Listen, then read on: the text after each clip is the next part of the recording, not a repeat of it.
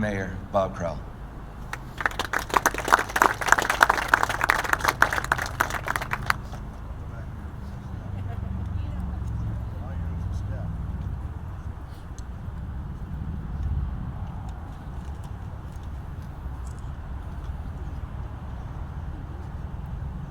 Well, good afternoon, everyone. Today is a wonderful day in our community. Clear skies, beautiful blue skies, crisp air, the beginning of a new season. Friends and families spending a Sunday together, enjoying the fruit of freedom that is the hallmark of our people and our nation. In a way, I'm sure it's this way for most all of you. It is hard to believe that 48 years ago today, or 48 years ago, on Valentine's Day, 1969, Huey 174 was shot down in one of the longest wars in our country's history, killing its crew chief and medic. Today, thanks to the dedication of Steve Maloney, where's Steve, is he here? Hi, Steve. The Light Horse legacy, many veterans, including crew members of Huey 174, this Huey behind us has now been brought back to life to once again serve its country. Whether one flew in it or rode in it, I don't think anyone can forget the distinctive sound of the Huey helicopter. I'm sure it brings back, as the pastor said, brings back different memories for each of us. I know it does for me. Today, Huey 174, like the Vietnam Memorial Wall, represents the sacrifice of all those we sent in harm's way to fight for democracy in a faraway country called Vietnam. Perhaps somewhat different from the Memorial Wall, Huey 174 tells the story of that war from the perspective of the men and women who fought there in colorful and meaningful images. I encourage each of you to spend some time today looking at those images and contemplating to yourself the story they each tell. Huey 174 also reminds us that for many, the war did not end when the guns went silent. War wounds do not go away, and some wounds, such as PTSD, manifest themselves in different ways, none of which are good, and many of which have led to suicide. Post-traumatic stress disorder, or PTSD, is not just an ailment that affects Vietnam veterans. It can potentially affect anyone who is sent to do the heavy lifting to protect our country. It is an ailment that might not go away, but is treatable when recognized. It has been reported that each day 22 veterans take their own lives. Some would question that figure, but whether it's 20, 21, or 22, it is still too many, because there are things we can and should do to entirely eliminate service-related suicides.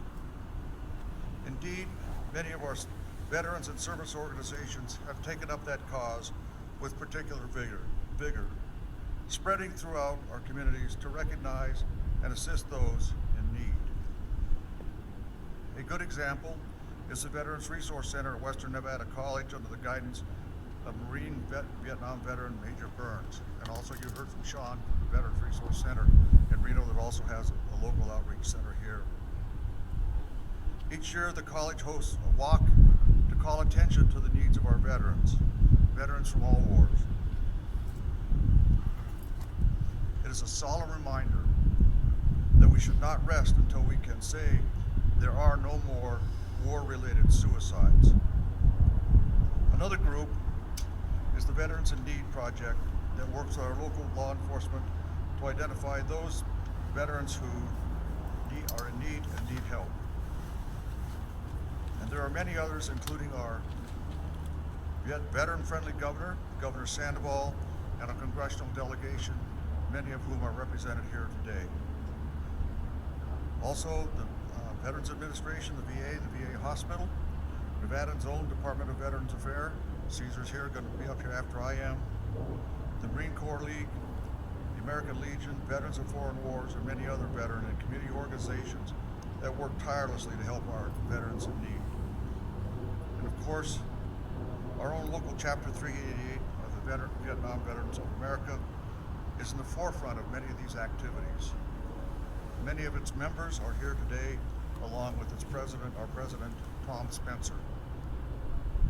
To all of those groups, and to all of you, please accept our heartfelt appreciation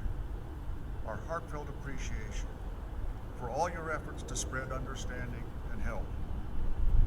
Let me also thank our city employees for providing assistance for today's event.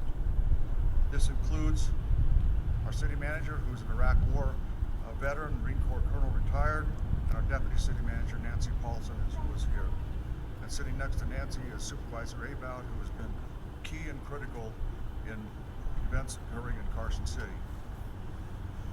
Also including our Parks and Recreation Department, including its director, Jennifer Budge, and Eric Klug. I don't know if Eric's here this morning. And there's a young lady of all things media, Rachel Schneider. Sheriff, did she come? Oh, and I see Supervisor Bagwell back there. I didn't see you back there. You come up. Supervisor Bagwell, also involved in every veteran event that I know of. And of course, you see Sheriff Furlong back there and his ubiquitous law enforcement personnel. He was here just a little bit earlier, took off for a call, and I think I speak for your sheriff that says this has not been an easy weekend. It's been a busy weekend for our law enforcement personnel. But I'm here to say, and Ken, by the way, if you don't know, Sheriff Ken Furlong is an Air Force veteran. Our law enforcement people always stand up for veterans, all of our veterans, and they stand up for all of our servicemen and women who are on active duty.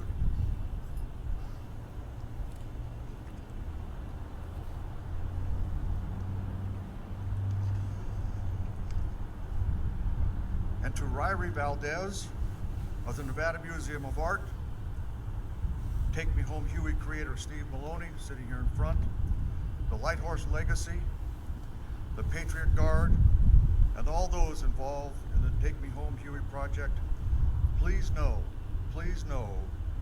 that the community of Carson City, veterans and non-veterans alike, thanks you for bringing this unbelievably moving exhibit to our community. A community that understands and values the services and sacrifices, the service and sacrifices of those we send in harm's way so that we may enjoy a day like today. Ladies and gentlemen, thank you for the honor of making some preliminary remarks today. I know there'll be a documentary later. We live in a wonderful community. We live in a veteran-friendly state, and particularly a veteran-friendly community, and that's thanks to each and every one of you here today and all of our community members. I can't thank you enough for all you do to recognize and help, and it's not just for our service, it's for our sacrifice as well. So on behalf of this mayor, on behalf of the city of Carson City and the community of Carson City, let me give you all a hearty pat on the back and a thank you. It's a wonderful place to live because of folks like you. Thank you.